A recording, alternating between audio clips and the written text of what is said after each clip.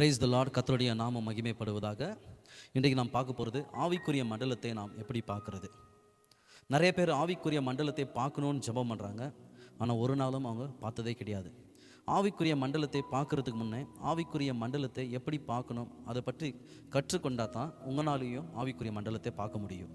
நிறைய பேர் பார்க்கணுன்றாங்க, ஆனால் அதை பற்றி தெரிய வேண்டிய அவசியம் இல்லைன்றதுனால தான் நிறைய பேராலையும் பார்க்க முடியல. அப்போ ஆவிக்குரிய மண்டலத்தை பார்க்குறதுனால என்ன நடக்கும்னா, இப்போ நான் ஆவிக்குரிய மண்டலத்தை பார்க்குறதுனால எனக்கும் பெனிஃபிட் ஆகுது, என்ன நிமித்தமாக மற்றவர்களுக்கும் பெனிஃபிட் ஆகுது. இப்போ ஒரு உதாரணத்துக்கு ஒரு நபர் என்கிட்ட ஜெபிக்க வராங்கனாக்கா அவங்க பேரும் ஆண்டவர் சொல்லிடுறாரு சடனாக. அதெல்லாம் எங்கே பிக் பண்ணி எடுக்கிறேன்னா ஆவிக்குரிய மண்டலம், த ஸ்பிரிச்சுவல் ரெலன். அப்போது அவங்க பேர் சொல்கிறதுனால அவங்க வாழ்க்கை மாறப்படுறதில்ல, அதுக்கு பின்னாடி அவங்க வாழ்க்கையில் என்ன நடந்து கொண்டு இருக்கிறது எல்லாத்தையும் எங்கிறது நான் பிக் பண்ணுறேன்னா ஆவிக்குரிய மண்டலம், ஸ்பிரிச்சுவல் ரெலன். அப்போது எனக்கு மட்டும் பெனிஃபிட் இல்லை, என்னை சுற்றி இருக்கிறவங்களுக்கு என்னால் அவங்களுக்கு பெனிஃபிட் ஆகுது. எதனாலனா ஆவியானவர் எனக்கு அந்த ஆவிக்குரிய மண்டலத்தை பார்க்குறதுக்கு எனக்கு ஆக்சஸ் கொடுத்ததுனால. இப்போ ஆவிக்குரிய மண்டலத்தை பார்க்கணுன்னா ரெண்டு விஷயம் இருக்குது. ஒன்று கண்கள், ரெண்டாவது வெளிச்சம். இங்கிலீஷில் ஐஸ் அண்ட் த லைட். இது ரெண்டும் இருந்தால் உங்களாலையும் பார்க்க முடியும்.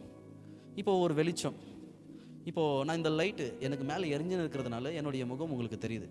இப்போ நான் இதை ஆஃப் பண்ணிட்டேன்னா நான் இங்கே நிற்கிறது உங்களுக்கு தெரியாது. அப்போ நான் தெரியறது எதுனாலனா இந்த லைட்டுனால தான் நான் தெரியுறேன். அதே போல் ஒரு ரூம் ஃபுல்லாகவே பயங்கர பிரைட்டாக இருக்குதுன்னா உங்கள் கண்களால் அதை பார்க்க முடியாது, ரொம்ப பிரைட்டாக இருந்துச்சுன்னா. இப்போது உதாரணத்துக்கு ப்ரேயர் ஆயில் வச்சுன்னு இருக்கிறேன். இப்போ நான் லைட் ஆஃப் பண்ணிட்டேன்னா இந்த ஆயில் என் கையில் இருக்கிறது உங்களால் பார்க்க முடியாது.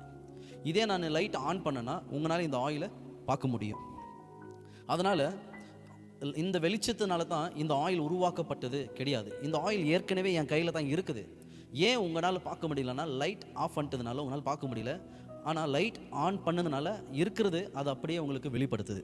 அதே போல தான் ஆவிக்குரிய மண்டலத்தில் நம்மளுடைய சுகமோ தெய்வ தூதரங்களோ பலவிதமான ஆசீர்வாதங்களும் எல்லாமே எங்கே வச்சிருக்கிறாருன்னா ஆவிக்குரிய மண்டலத்தில் தான் தேவன் வச்சிருக்கிறார். அது ஏற்கனவே இருக்குது, ஆனால் உங்களால் என்ன பண்ண முடியலன்னா அதை பார்க்கவும் முடியல, அது அந்த ஆசீர்வாதத்தை உங்களால் எடுத்துன்னு வந்து உங்களால் வாழ்க்கையில் மேனிஃபெஸ்டும் பண்ண முடியல. அப்போ ஆவிக்குரிய மண்டலத்தை எப்படி பார்க்குறது அப்படின்னு கேட்டிங்கனாக்கா அதை தான் சொன்னேன். கண்களால் பார்க்க முடியும், இன்னொன்று வெளிச்சம் இருந்தால் பார்க்க முடியும். கண்கள்னாக்கா இந்த மாம்ச கண்கள் இல்லை, பிசிக்கல் ஐஸ் கிடையாது, ஆவிக்குரிய கண்கள். அப்போ ஆவிக்குரிய கண்கள் திறக்கப்பட்டு இருந்தால் தான் பார்க்க முடியும். சில பேர் ஆவிக்குரிய கண்கள் திறக்கப்பட்டும் ஏன் பார்க்க முடியலன்னா அவங்க வாழ்க்கையில் அந்த வெளிச்சம் இல்லை. வெளிச்சம் இருந்தால் தான் பார்க்க முடியும். பாருங்கள், லூக்கா 6:39 மத்தேயு 15:14 நீங்கள் பார்த்தீங்கன்னா ஒரு குருடன் இன்னொரு குருடனை வழி காட்ட முடியாது. இன்றைக்கி நிறைய பேர் என்ன பண்ணுறாங்கன்னா, பாஸ்டர்ஸுங்க சில ஊழியக்காரங்க இருக்கிறாங்க, நீங்கள் வாங்கோ நாங்கள் ஜெபம் பண்ணுறோம், உங்கள் மனக்கண்கள் தேவன் தருப்பார், நீங்கள் தேவனை தரிசிப்பீங்க, நீங்கள் ஏஞ்சலை பார்க்குவீங்க, இதெல்லாம் சொல்லுவாங்க. நீங்கள் போய் பாருங்கள், உங்களுக்கு ஜெபம் பண்ணுவாங்க, இம்பாக்டேஷன் பண்ணுவாங்க, ஆனால் ஒன்றுமே நடக்காது.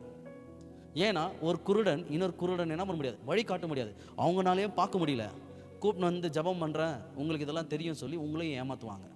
ஒருத்தரால் ஆவிக்குரிய கண்களால் பார்க்க முடிஞ்சால் மட்டும்தான் உனக்காக அவங்க உங்கள் தலையில் கை வச்சு ஜெபிக்கும் போது இம்பேக்ட் பண்ணும்போது உங்கள் மனக்கண்கள் திறக்கப்பட்டு நீங்களும் ஆவிக்குரிய காரியங்களும் நீங்களும் பார்க்க முடியும்.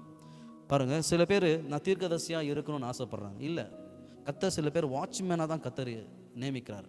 ஒரு வாட்ச்மேன் எப்படின்னா ஒரு டவரில் நின்று கொண்டு உள்ளே வர்றவங்களும் வெளியே போகிறவங்களும் வாட்ச் பண்ணிருப்பார். சடனாக தூரத்துலேருந்து சத்துரு வரான்னு வச்சுங்க, இவர் என்ன பண்ணுவார், ஏதாவது ஒரு ட்ரம்பட் எடுத்து ஊதுவார். அப்போ ஊதுனா என்ன அர்த்தம், டேஞ்சர் வருது, அப்படி எல்லாருமே உஷாராகிடுதுன்னு சொல்கிறதுக்கு ஒரு அடையாளத்தை அவர் எடுத்து ஊதுவார். அதே போல தான் நீங்கள் தூங்கி கொண்டு இருக்கிறீங்க, உங்களை சுற்றி என்ன நடக்குதுன்னு தெரியாது. ஆனால் ஒரு வாட்ச்மேனாக இருக்கிறவரால் என்ன பண்ண முடியும், உங்களை சுற்றி என்ன நடக்கிறது அவரால் பார்க்க முடியும். அப்போது இன்றைக்கி நிறைய பேர் ஆண்டவர் எப்படி எதிர்பார்க்குறாருன்னு ஒரு வாட்ச்மேனை தான் அவர் எதிர்பார்க்குறாரு, தீர்க்கதரிசியாக இல்லை. தாயின் கருவிலே இருக்கும்போதே பேச சொல்லி அழைக்கிறவங்க தான் தீர்க்கதரிசி. அதனால தான் பாருங்கள், எலிஷாவும் அவனுடைய வேலைக்காரனும் குறித்து நம்ம வேதத்திலே பார்க்குறோம். எலிஷாவும் வேலைக்காரங்க ஒரு வீட்டில் இருக்கும்போது 1,80,000 சத்துருகள் வந்து சுற்றி நின்ட்டாங்க. ஒரு சேனை வந்து நிற்குது. வேலைக்காரன் என்ன பண்ணுறாரு, என்னடா நம்மளை சுற்றி ஏதோ சத்தம் கேட்குதுன்னு சொல்லிட்டு ஜன்னலை திறந்து பார்த்தா இவங்களை கேட்ச் பண்ண வந்திருக்கிறாங்க. அதுக்கு உடனே அவர் கதறாரு, அழுவுறாரு. எலிஷா தீர்க்கதரிசிகிட்ட போயிட்டு நம்ம மாட்டிக்கணும், நம்மளை என்னவோ பண்ண போகிறாங்க அப்படின்னு சொல்லி அவர் பதட்டில் இருக்கும்போது எலிஷா தீர்க்கதரிசி உடனே அவனுடைய கண்கள் மேலே கை வைத்து, ஆண்டவரே இவனுடைய கண்கள் திறக்கப்படட்டோனாரு. ஆவிக்குரிய கண்கள் திறக்கப்பட்டு மறுபடியும் வெளியே போய் பார்த்தா தேவ தூதர்களுடைய சேனையே நிற்கிறது அவன் பார்த்தான். மனக்கண்களால் பார்க்கறதுனால தான் இன்றைக்கி நிறைய விஷயங்களை பார்த்து பார்த்து நம்ம பயப்படுறோம். ஆனால் ஆவிக்குரிய கண்கள் நீங்கள் திறக்கப்பட்டு பார்த்துட்டிங்கன்னா, உன்னை சுற்றி என்ன நடக்குது, உங்களை சுற்றி யாரெல்லாம் என்னெல்லாம் தீமை செய்கிறாங்க, உன்னோட ஆசீர்வாதம்லாம் எங்கே இருக்குது, எப்படி அதை மேனிஃபெஸ்ட் பண்ண முடியும், எப்படி அதை நம்ம கொண்டு வர முடியும், எப்படி அதை செயல்படுத்த முடியும், எல்லாமே நீங்கள் கற்றுக்கொள்வீங்க.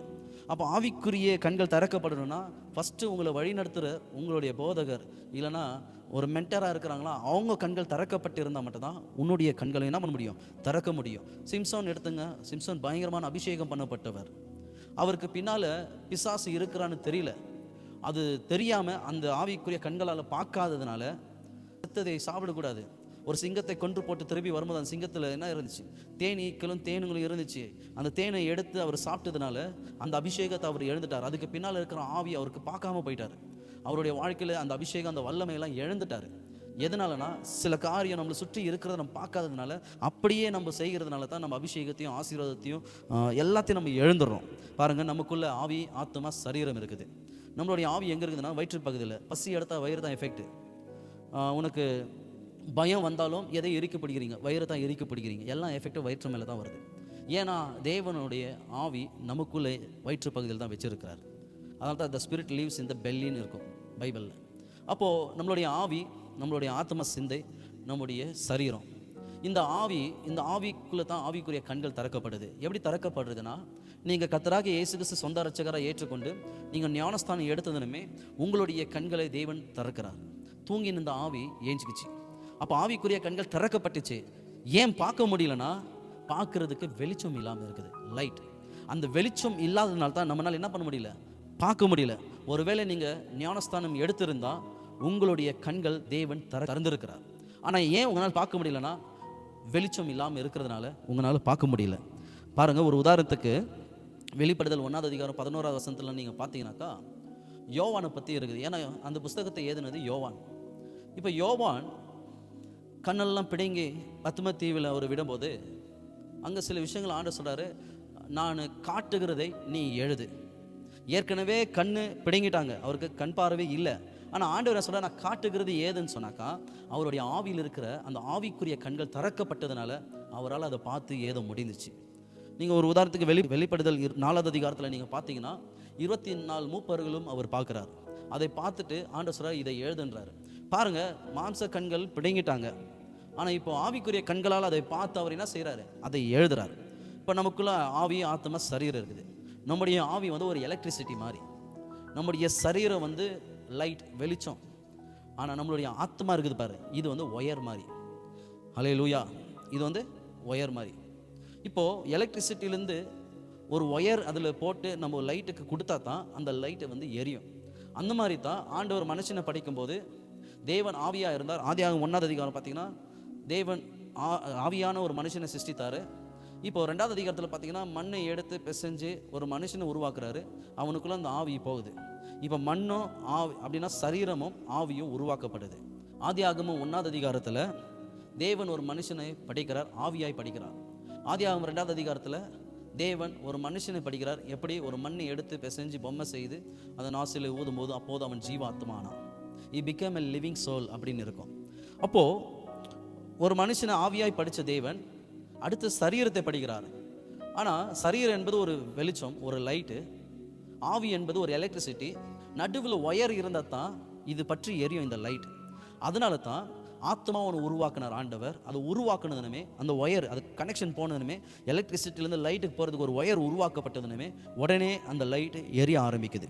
அப்போது நீங்கள் பார்த்தீங்கன்னாக்கா ஒரு மனுஷன் எப்படி செத்துட்டான்னு சொல்கிறோன்னா, அந்த மனுஷனுக்குள்ளே இருக்கிற ஆத்மா வெளியே வந்ததுனுமே அவன் இறந்துட்டான்னு சொல்கிறோம். அப்போ எல்லாமே எதில் அடங்கியிருக்குன்னா நம்மளுடைய ஆத்மாவில் தான் மெயின்.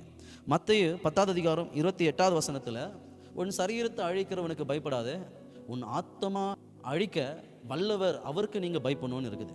அப்போ உங்களுடைய ஆத்மா அழிக்க வேண்டியது யார் கையில் இருக்குதுன்னா தேவன் கையில் மட்டும் தான் இருக்குது. ஆனால் இன்றைக்கி உன் சரீரத்தை அழிக்கிறவனுக்கு நீங்கள் என்ன பண்ணுறீங்க, பயப்படுறீங்க. 3 யோவான் 1:2 நீங்கள் பார்த்தீங்கன்னாக்கா உன்னுடைய சிந்தை அது செழிப்பாக இருக்கணும்னு சொல்கிறாரு. இன்றைக்கி உன்னுடைய மைண்டு என்ன ஆயிடுச்சுனாக்கா எம்டியாக இருக்கிறதுனால தான் உங்களால் அந்த வெளிச்சத்தை உங்களால் பார்க்க முடியல. அந்த எம்டியாக இருக்கக்கூடாது. அப்படி இருந்தால் என்ன ஆகுனா நீங்கள் செழிப்பாக இருக்க மாட்டீங்கன்னு சொல்கிறாரு. ரோமர் 12:2 பார்த்தீங்கன்னாக்கா உன்னுடைய மனம் புதிதாக்கப்படணும். உன்னுடைய மனம் புதிதாக்கப்படாதனால தான், ஏன்னா ஏற்கனவே எலக்ட்ரிசிட்டி இருக்குது உன்னுடைய ஸ்பிரிட், ஏற்கனவே லைட் இருக்குது உன்னுடைய சரீரம். உன்னுடைய மைண்டு வந்து எதை குறிக்குதுன்னா ஒயர். அது புதிதாக்கப்படாதனால, அது எம்டியாக இருக்கிறதுனால தான் எலக்ட்ரிசிட்டி இருக்குது, லைட் இருக்குது, ஒயர் இல்லாதனால உன்னால் அது எரிய வைக்க முடியல, உன்னால் அதை பார்க்க முடியல. ஆவிக்குரிய மண்டலத்தை பாருங்கள். ஒரு கேட்டர்பில்லர்னு ஒன்று இருக்குது, கம்பளி பூச்சின்னு சொல்லுவோம். அதுக்குள்ளவே மறைஞ்சிருக்கிற அதோடைய விங்ஸ் அதுக்கே தெரியாது. அதோடைய நாள் வரும்போது அது அந்த கம்பளி பூச்சி என்னவாக மாறுதுன்னா ஒரு பட்டாம்பூச்சா, அது ஒரு பட்டர்ஃப்ளையாக மாறுது. அதை பறக்க ஆரம்பிக்குது. ஒரு வேளை யாராவது உங்கள் பேரை நாசனம் பண்ணுறாங்களா, நீ கிறிஸ்துக்குள்ள இருக்கும்போது உங்களுடைய பேர் சொல்லி சொல்லி சொல்லி கேவலமாக பேசுகிறாங்களா, பயப்படாதீங்க, எந்த கேள்வியும் கேட்காதீங்க. கர்த்தருடைய வார்த்தையில் வளருங்க. அந்த வார்த்தையில் வளர்ந்தீங்கனாக்கா போதும். ஒரு நாள் எப்படி கம்பளி பூச்சாக இருந்தது அது பட்டாம் பூச்சா மாறுதோ, ஒரு நாள் கர்த்தர் உங்களையும் அப்படி உயர்த்தி வைப்பார், உங்களையும் கர்த்தர் அப்படி தூக்குவார். அதுதான் ஒரு மாற்றம், டிரான்ஸ்ஃபார்மேஷன் சொல்லுவோம். அப்போது 2 விஷயம் ஆவிக்குரிய மண்டலத்தில் நம்ம ட்ராவல் பண்ணுவோம். 2 விஷயம் ஆவிக்குரிய மண்டலத்தை பார்க்குவோம். என்னன்னா, ஒன்று ஆவிக்குரிய கண்கள் திறக்கப்படணும், 2வது வெளிச்சம் இருக்கணும், லைட். ஆவிக்குரிய கண்கள் ஏற்கனவே திறக்கப்பட்டிருக்குது. நீங்கள் ஞானஸ்தானம் எடுத்ததுமே உன்னுடைய கண்கள் திறக்கப்பட்டது, உன்னுடைய ஆவி. 2வது வெளிச்சம். இந்த வெளிச்சம் எப்படின்னா, வெளிச்சம்னா என்ன, லைட்னா என்னன்னா அறிவு. த நாலேஜ் இஸ் த வேர்டுன்னு இருக்குது. அப்போது அறிவுன்ற வார்த்தை தான் தேவனுடைய வெளிச்சத்தை குறிக்கிறது. சங்கீதம் 119 105 சங்கீதம் பார்த்தீங்கன்னா, உம்முடைய வசனம் என் கால்களுக்கு தீபமும் என் பாதைக்கு வெளிச்சமாக இருக்கிறதுன்னு வேதத்தில் சொல்லப்படுது. அப்போ கவனிங்க, உம்முடைய வசனம் என் கால்களுக்கு தீபமாக இருக்குது, என் பாதைக்கு வெளிச்சமாக இருக்குது. கர்த்தருடைய வார்த்தை தான் வெளிச்சம். உன் வாழ்க்கையில் ஒரு வெளிச்சம் இருந்தால் தான் உன்னால் அதை பார்க்க முடியும். கண்கள் திறக்கப்பட்டு இருக்குது, ஆனால் உன்னால் திறக்கப்பட்டு இருக்கிற கண்களால் என்ன பண்ண முடியுது, பார்க்க முடியல. ஏன்னா லைட் ஆஃபில் இருக்குது. லைட் ஆனில் இருந்தால் தான் உன்னால் பார்க்க முடியும். அதுக்கு தான் உன்னுடைய சிந்தை, உன்னுடைய மனம் புதிதாக்கப்படணும். வார்த்தையை கொடுக்க கொடுக்க கொடுக்க அப்போது இந்த வெளிச்சம் பாருங்கள், சரீரத்தை அந்த வெளிச்சம், அந்த லைட் எரிய ஆரம்பிச்சிடும். உன்னால் ஈஸியாக ஆவிக்குரிய மண்டலத்தில் சில காரியங்களை உங்களால் பார்க்க முடியும். பவுல் சொல்கிறார் இல்லையா, 2 தீமோத்தேயு 3:16 கர்த்தருடைய வார்த்தையினால தான் எல்லாமே ஆகும். எபிரேயர் 11:3 சொல்கிறாரு, விசுவாசத்தினால வார்த்தை கொண்டு தேவன் இந்த உலகத்தை சிருஷ்டித்தாராம். வார்த்தை தான், அந்த வார்த்தை தான் நம்ம வாழ்க்கையை உலகத்தை மாற்றினது. பாருங்கள், சத்துருக்கு 3 விஷயம் நம்ம வாழ்க்கையில் ஸ்டாப் பண்ணுறான். என்னென்ன விஷயம்னா, 1 ஒடுக்க பண்ணணும், 2வது ஆட்கொள்ளணும், 3வது பிசாசு கூட ஒட்டி வைக்கணும். பாருங்கள், ஒடுக்கி வச்சிட்டான் அப்ரெஸ்டு, 2வது ஆட்கொள்ள வச்சான் பொசஸ்டு, ஆனால் 3வது பாருங்கள் பிசாசு ஒட்டி வைக்கிறான். அது எப்படி தெரியுங்களா, ஏதாவது சில காரியங்களும் உனக்குள்ளே போட்டு உன்னுடைய மனம், உன்னுடைய மைண்ட் என்ன பண்ணுறான், டிஸ்டர்ப் பண்ணி அது பிசாசோடு அவன் ஒட்டி வச்சிடறான். அதனால தான் ஏன் அது பண்ணுறான்னா, எலக்ட்ரிசிட்டி நம்மளுடைய ஆவியில் இருக்குது, ஆத்மாவில் அந்த ஒயர், அதில் என்ன பண்ணுறான், அவன் தேவையில்லாத ஆவிகளால் அதில் கொண்டு வந்து போட்டுறான். நம்ம சரீரம் வெளிச்சமாக இருக்குது. இப்போது எலக்ட்ரிசிட்டிலேருந்து லைட்டுக்கு நம்ம பவர் கொடுக்கணும்னு நடுவில் இருக்கிற ஒயர் தேவை. ஆனால் அந்த ஒயர் அது நம்மளுடைய மைண்டு. அது என்ன பண்ணுதுன்னா, நம்மளால் வந்து எதுவுமே செய்ய விடாதபடி, கர்த்தருடைய வார்த்தை கேட்காதபடி ஏதாவது ஒன்று பண்ணி அந்த கர்த்தருடைய வார்த்தையில் டைவெர்ட் பண்ணிது. எங்கே நீ பார்த்துருவியோ, ஆவிக்குரிய மண்டலத்துக்குள்ளே நீ போயிடுவியோ அப்படின்ற ஒரு பயத்தினால அவன் செய்கிறான். 5 விஷயம் நீங்கள் பிசாசு உங்க கூட அட்டாச் ஆகிருக்கிறான்றது. 1, கண்டினியூவாக நீங்கள் ஒரு சோதனைக்குள்ளே உட்படுவீங்க. ஒரு பாவத்தை செய்கிறீங்கன்னா அதை கண்டினியூவாக செய்வீங்க, உங்களால் அதை விடவே முடியாது. அப்படின்னா ஒரு பிசாசோடு ஒட்டி கொண்டு இருக்கிறீங்கன்னு அர்த்தம். 2வது, உள்ளுக்குள்ளவே ஒரு பயம் வரும், ஒரு பதட்டம், ஒரு நம்பிக்கை இருக்காது, தேவன் மேலே நம்பிக்கையே இருக்காது, ஒடுங்கி போய் இருப்பீங்க. அப்படி இருக்குதுன்னா நீங்கள் பிசாசோடு அட்டாச்சாக இருக்கிறீங்க. 3வது, தேவனை கேள்வி கேட்குறது, எனக்கு ஏன் இன்னும் செய்யலை, ஒவ்வொரு வாரமும் நான் வரேன், ஒவ்வொரு வாரத்துலையும் நான் வரேன், காணிக்கை கொடுக்குறேன், தசமம் கொடுக்குறேன், என் வாழ்க்கையில் எதுவுமே நடக்கலையே ஆண்டவரேன்னு கேள்வி கேட்குறது. அப்படின்னா என்ன அர்த்தம்னா பிசாசோடு ஒட்டி இருக்கிறீங்க. 4வது, கர்த்தருடைய வார்த்தையில் வளர்றதும் கிடையாது. சபைக்கு வர்றது எப்போ வருது, கடைசியாக என் ஆத்துமாவை கர்த்தரை ஸ்தோத்திரின்னு சொல்லும்போது தான், அப்போ தான் சபைக்கு வந்து எட்டி பார்க்குறது. அப்போ வார்த்தை இல்லாதவங்களுக்கு நான் ஒன்று பிசாசோட ஒட்டின்னு இருக்கிறாங்க. 5வது, 2 நிமிஷம் கூட உங்களால் ஜெபம் பண்ண முடியாது, 5 நிமிஷம் உட்காந்து கூட உங்களால் வேதத்தை வாசிக்க முடியாது, ஹாஃப் டே ஃபாஸ்டிங் கூட உங்களால் எடுக்க முடியாது. இதுக்கெல்லாம் என்ன அர்த்தம்னா, நீங்கள் பிசாசோடு ஒட்டின்னு இருக்கிறீங்க. அப்படி ஏன் ஒட்டின்னு இருக்குதுனாக்கா, உங்களுடைய மனம் புதிதாக்கப்படக்கூடாது. நீங்கள் ஆண்டவருடைய வார்த்தைக்குள்ளே போயிட்டீங்கன்னாக்கா, நீங்கள் ஏற்கனவே ஆவிக்குரிய கண்கள் திறக்கப்பட்டுக்குது. அது ஒரு எலக்ட்ரிசிட்டி, லைட் ஏற்கனவே இருக்குது உங்கள் சரீரத்தில். ஆனால் தேவையானது அதோட ஒயர், அந்த மைண்டு, அந்த மனம் எங்கே இது புதிதாக்கப்பட்டுச்சுன்னா உங்களுக்கு ஈஸியாக உங்களுடைய லைட் எரிய ஆரம்பிச்சிடும். நீங்கள் எங்கே பார்க்க ஆரம்பிச்சிருவீங்க, பிசாசை நீங்கள் அழிக்க ஆரம்பிச்சிருவீங்க, அவனை நசக்க ஆரம்பிச்சிருவீங்கன்ற ஒரு பயத்தில் தான் உங்களை டைவெர்ட் பண்ணுறான். அதனால தான் பாருங்கள், பிரசங்கத்துக்கும் டீச்சிங்க்கும் வித்தியாசம் இருக்குது. பிரசங்கம் பண்ணுறதுனால அது உங்ககிட்ட வந்து சேருது, ஆனால் டீச்சிங் கற்றுக் கொடுக்கறதுனால அது உங்களுக்குள்ளே வந்து அது சேருது. வந்து சேருறதுக்கும் உங்களுக்குள்ளே வந்து சேருறதுக்கும் வித்தியாசம் இருக்குது. இங்கே நான் ப்ரீச் பண்ணல, உங்களுக்கு நான் டீச் பண்ணிருக்கிறேன். அப்போது என்னத்தான் செய்யணும், அப்போ ஆவிக்குரிய கண்கள் ஏற்கனவே திறக்கப்பட்டிருக்குது, என்னால் ஏன் பார்க்க முடியும்னா லைட் ஆஃபில் இருக்குது. உன்னுடைய சரீரம் என்பது ஒரு லைட், அது ஆஃபில் இருக்குது. ஆனால் அதுக்கு தேவையானது ஒயர் நடுவில், அதுதான் உன்னுடைய ஆத்மா தான் உன்னுடைய மனம், சிந்தை. இதுக்கு கொடுக்க வேண்டிய வார்த்தை கொடுத்தீங்கன்னா அந்த வார்த்தை தான் வெளிச்சம். அதை கொடுத்தீங்கன்னா ஆட்டோமேட்டிக்காக அந்த வெளிச்சம் எரிய ஆரம்பிச்சிடும். உன்னை சுற்றி இருக்கிற மந்திரத்தின் ஆவிகளும் பொல்லாத ஆவிகளும் எப்படிப்பட்ட ஆவிகள் இருந்தாலும், வியாதி கொண்டு வருகிற ஆவிகள் இருந்தாலும் ஈஸியாக நீங்கள் அதை துரத்த முடியும். அவனை எதிர்த்தும் நிற்க முடியும். உங்களை பார்த்து அவன் ஓட ஆரம்பிச்சிடலாம். ஏன்னா வசனம் சொல்லுது, அவன் வருகிறது ஒரு வழி, ஆனால் ஓடுகிறது 7 வழியாக இருக்குன்னு. அடுத்து நம்ம செகண்ட் பார்ட்டில் பார்க்கலாம். ஆவிக்குரிய மண்டலத்துக்குள்ளே என்னெல்லாம் இருக்கிறது, ஆவியான சித்தம் இருந்தால் அதை நான் உங்களுக்கு சொல்லிக் கொடுக்குறேன்.